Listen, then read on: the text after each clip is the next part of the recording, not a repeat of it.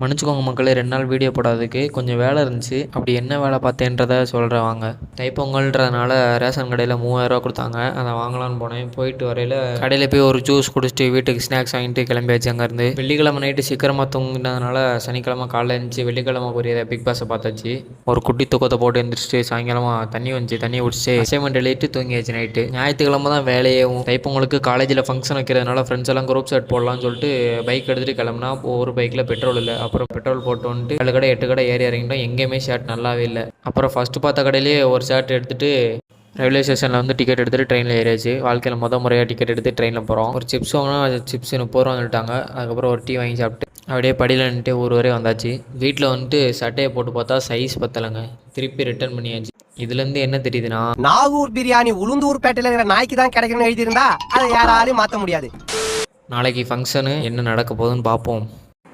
Advance Thai Pongal நல்வாழ்த்துக்கள். அடுத்த வீடியோவில் சந்திப்போம். பாய்.